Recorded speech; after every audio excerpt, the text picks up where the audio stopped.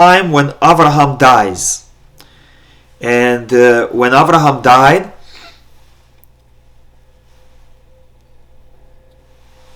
Yitzchak is now 75 years old. This is 15 years after Yaakov and Esav were born. And therefore Yaakov and Esav are 15-year-old teenagers. Yitzchak is sitting Shiva. He's mourning for Avraham, his father. And therefore, like the custom now, he has to have someone else preparing food for him. And that's what Yaakov is doing. Yaakov simmered a stew. As we will later learn, it was a lentil soup. And that's why there is a custom to give mourners lentils to eat. Some people have custom to give lentils for the mourner. Some have a custom to give hard-boiled eggs. But the idea for both is the same. We give a mourner something that is round, so that the mourner is reminded life is not a stick where it starts and it ends forever. Rather, life is a circle. You are born, you go through the circle of life, you die, and then your soul goes again into someone else's soul, body, and lives again. And then by the final cycle, you exit this world and you enter the next world. So life doesn't finish, just like circle doesn't have an end. So Yaakov simmered a lentil stew. And Esav came in from the field, and he was exhausted. He was running around the whole day hunting. And our sages say that the expression exhausted refers in Torah to people who just did sins. Averot, sins, weaken a person. Mitzvot, strengthen a person. So Esav was just involved in 3 great cardinal sins: idol worship, adultery with a married woman, and murder.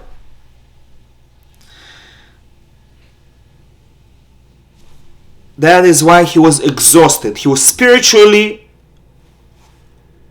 exhausted. So Esav saw that Yaakov is cooking, and Esav is hungry and tired. Esav says to Yaakov, "Pour into me now some of that very red stuff, for I am exhausted." These were red lentils, and Esav didn't try to figure out what it was. He just said, "Just pour it into me. I don't care what it was. I can just call it by the color." And because he used the word red, which it means Adom in Hebrew, he therefore called his name Edom. That is why God proclaimed that a person who is insensitive, his grandfather died, his father is sitting Shiva, he just in cold blood killed somebody, raped somebody, served idol, he has bloody hands, he is called the Red One. And by the way, just as an aside, this should remind you who are the Red Ones. We have the Red Russia and the Red China, the communists. So just be careful with anyone who is proclaiming that they are red, because they might be from Esav. Now, Yaakov said, so Esav is asking him for food, and Yaakov says, "Sure, I'll give you food, but sell as this day, as clear as day, your birthright to me." They're 15 years old now, and this is not the first time that they are speaking about this topic.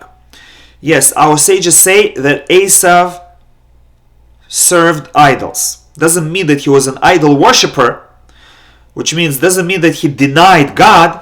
He still believed in God, but out of convenience, in searching for shortcuts, people used to serve idols. Just like nowadays, people don't want to work on themselves, change themselves, so they go to Gadalka, they go to Kabbalists, they try to predict the future, they try to change the future. Instead of changing who they are and gaining greater merit, they try to go around. So to Esau, he wanted easy way out, so he went to serve an idol. So Yaakov multiple times through their childhood spoke to Esau and asked him, there was only 1 minute between us in our birth. Not only that, I was holding to you. We were connected, so it's like we were born together. Why do you need to be the firstborn? You are hunting, you're not learning Torah, you're not thinking about God, you're not serving God. What do you care? Let me be the firstborn. And Esau would say, no, just in case I want to have it. But now that Esau is so tired, and he just did so many sins against God and his fellow men, that he says, you know what? I think I'm okay selling it. And Esau said, look, I'm going to die because of my sins. So of what use to me is a birthright? It's not going to help me because I'm a sinner. And that was a mistake that Esau made. Even though he sinned, he shouldn't have given up. There's always teshuvah. And in fact, many of Esau's descendants in the future did convert to Judaism. And Rabbi Akiva, the great Rabbi Akiva, was one of the descendants of Esau. So Esau had opportunity to change himself, and Hashem would forgive him. We see that Hashem does not judge us harshly for our mistakes. He judges us harshly when we deny our mistakes or when we refuse to fix them.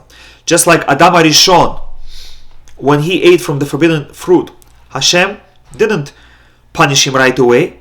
He entered into conversation trying to give him opportunity to admit and ask forgiveness. He asked him, where are you? Why are you hiding? Hoping that Adam HaRishon will say, I'm sorry, I disobeyed. And Hashem would say, okay, it happens, you're only human, that's the first mistake, it's okay, I forgive you. But Adam said, I'm hiding, and he forgot to mention about the sin. He said, I'm hiding because I'm embarrassed. So why are you embarrassed? Hashem asked, did you eat from the tree I told you not to eat? And instead of saying, yes, I'm sorry, Adam shifted the blame. It's not my fault. It's the woman that you created for me. She did it. She convinced me. So it's your fault, God. If you didn't create her for me, I wouldn't sin. So Hashem says, in this case, since you're not admitting your mistake and you're not willing to change, I have no choice. I have to punish you. And when Hashem came to Cain after he killed his brother Hevel, Hashem said, where is your brother?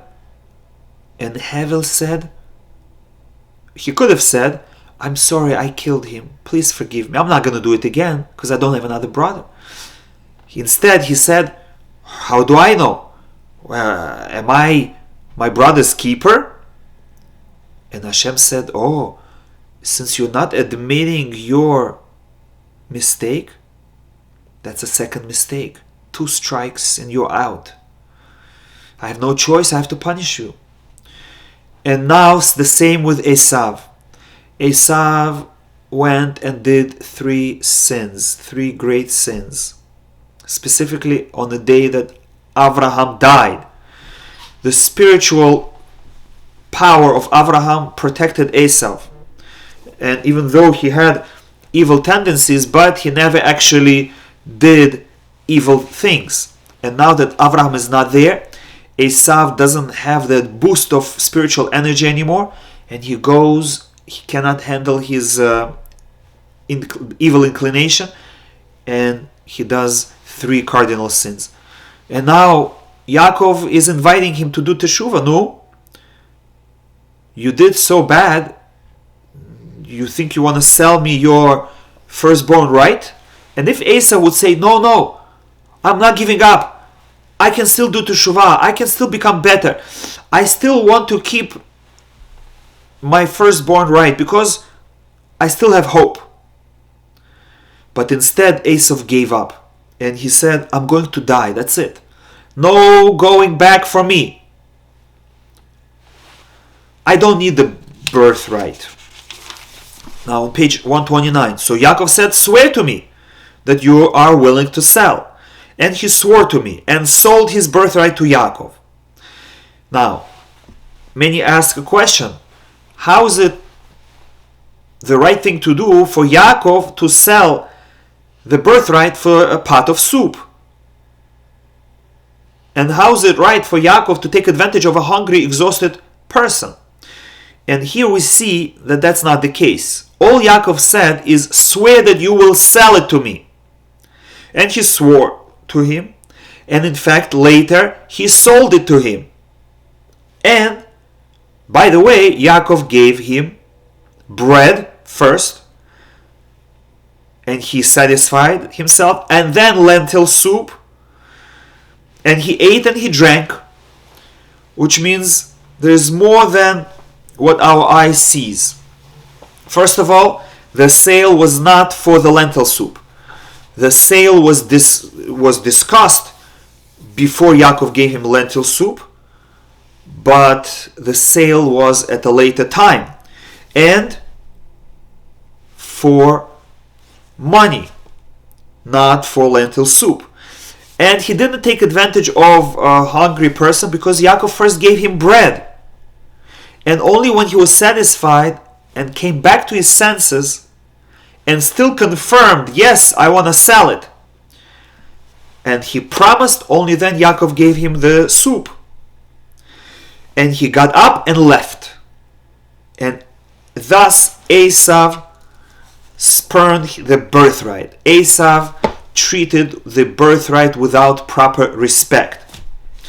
Okay, now this is when they are 15 years old. At some other time, we're in chapter 26.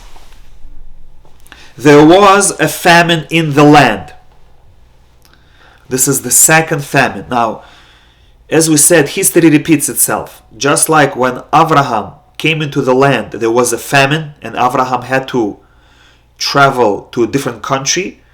So too Yitzhak. There is a famine in the land. Just like it says, aside from the first famine that was in the days of Abraham. And Yitzhak therefore went to Avimelech, king of Palestinians, to Gerar. Yitzhak decided to go to the Gaza Strip, a little bit away from the main land of Israel. However, his original intention was not to go to the Palestinian territory. Rather, because Hashem appeared to him and said, do not descend to Egypt. He was thinking, just like my father Abraham went to Egypt, maybe I will also go to Egypt to stay there temporarily until the famine is over. But Hashem said to him, don't go to Egypt because you are holy. You were brought on the altar. Dwell in the land that I shall indicate to you. Which means the land of Israel, the Palestinian territory, the sector Gaza, was supposed to become Jewish territory later, the land that God gave to Abraham. And therefore Hashem allowed him to go there, and there was no famine there. Dwell in this land, and I will be with you and bless you, because to you and your offspring I will give all these lands. Verse 5, because Abraham obeyed my voice, your father listened to everything that I said, and I've observed my safeguards, my commandments, my decrees, and my Torahs. From here the sages learned that Abraham fulfilled the entire Torah, even before it was given. And because it says multiple expressions, my Torahs, plural, refers to the oral Torah and the written Torah. My decrees refers to commandments that our logic would not figure out, like which food is kosher, which one is not, putting on tefillin, not mixing wool and linen, shatnez, and so on and so forth. Certain forbidden marriages. They are called chukim, they're called decrees without an obvious reason. Commandments refers to laws that human beings can derive on their own. Societal laws: don't steal, don't kill, honesty in business. And safeguards refers to rabbinic laws, rabbinic safeguards to protect the Torah law. So from here I'll just say that Abraham observed the entire Torah, both written and oral, and he even observed all the rabbinical decrees that would eventually be established. How did he know it? He figured it out himself. He looked into the world and he understood what he needs to do in order to improve the world. And he understood what safeguards he needs to put in place in order to protect the world. So, verse 6, Yitzhak settled in Gerar, in the Gaza Strip. And just like with Abraham, the man of the place asked about his wife. This is the third time that our forefathers have problems with locals who want to take away their wife. And he said, she's my sister. He followed the example of his father Abraham. Abraham used this trick twice, and now Yitzhak is using it again. For he was afraid to say my wife, that they shouldn't kill him, because Rivka was very beautiful. And sometime later, Avimelech, the king of Plishtim, gazed down through the window and saw, behold, Yitzchak was playing with his wife Rivka. He was treating her unlike a brother and a sister.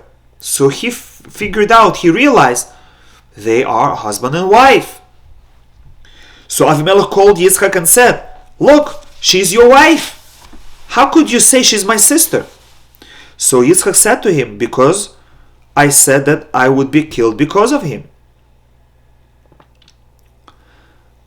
So Avimelech was upset. He said, what is this that you have done to us? One of the people has nearly lain with your wife. And he meant himself, because he was dreaming of the day when he can take Rivka as his wife. And you would have brought guilt upon us.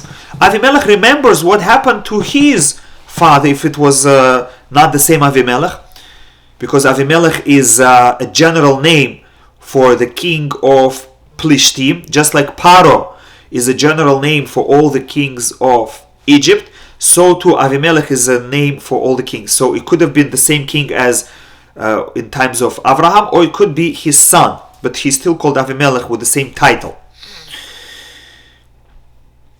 Avimelech then warned all the people, saying, whoever molests this man or his wife shall surely be put to death. Avimelech already remembers the punishment that he received from Hashem when he or his ancestor took Abraham's wife. Now, Avimelech allows Yitzhak to remain in the land, and Yitzhak planted in that land, and in that year he reaped 100-fold. He gathered in 100 times more produce than a regular local farmer from the same land. Amazing. The Jewish people are still doing that. The land of Israel, even though it was a desert, is producing abundant crops so much that Israel, such a tiny country, exports their fruits and vegetables as far as the United States. You can even find Israeli produce on our supermarket shelves. And it started there. All the local farmers were getting 1 bushel of wheat per unit of land, and Yitzchak got 100 bushels of wheat for the same land area.